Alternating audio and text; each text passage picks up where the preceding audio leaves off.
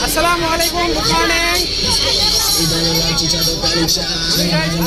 বগামাটি লয়কে জলৈকে আমি যিমান পাৰোঁ ব্লগ বনাবলৈ চেষ্টা কৰিম।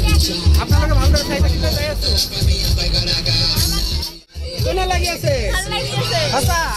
হা? জীৱনৰ প্ৰথম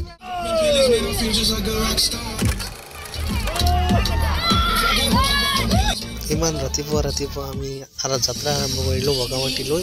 আল্লাই জানে কি হ'ব নাজানো। তো বন্ধুসকল আপোনালোকে দোৱা কৰিব যাতে যিভাৱে আমি যাই আছোঁ আমাৰ নয়পাৰা জাতীয় বিদ্যালয়ৰ ছাত্ৰ ছাত্ৰীসকলক লৈ, তো সেনেকুৱা ধৰণৰ আমি আকৌ যাতে ঘৰলৈ উভতি আহিব পাৰোঁ তাৰ কাৰণে আপোনালোকৰ ওচৰত দোৱা মাগিছোঁ। কি ক'ম আৰু মোৰ জীৱনত ময়ো প্ৰথম যাই আছোঁ বগামাটিলৈ, আৰু বেছিকৈ আমাৰ ল'ৰা ছোৱালীৰ লগত যাওঁতে মোৰ বহুত ভাল লাগে। আৰু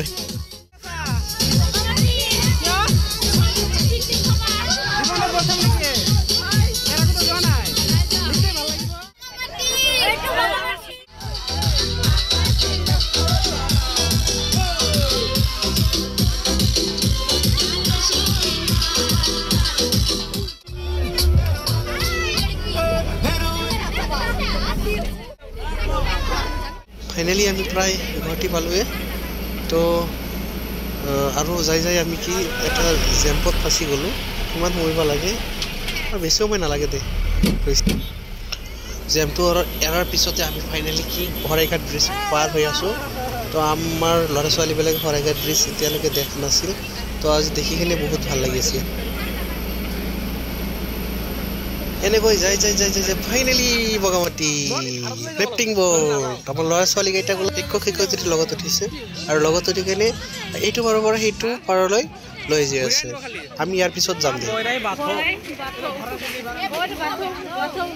সঁচা ক'বলৈ গ'লে আমি ইয়াৰ দৰে পিকনিক প্লেচ আৰু ক'তো দেখা নাই। জীৱনৰ প্ৰথম ইমান ধুনীয়া ভাল লগা জিপ লাইনত উঠিব পাৰি, কিন্তু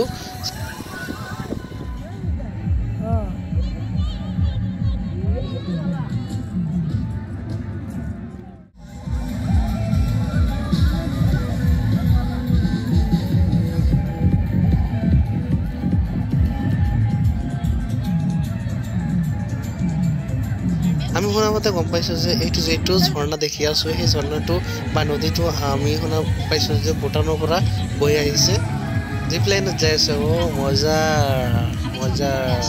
এনেদৰে আমি খাই বৈ আকৌ আমাৰ ঘৰলৈ উভতিলোঁ। আৰু bye bye Bogamati, bye bye.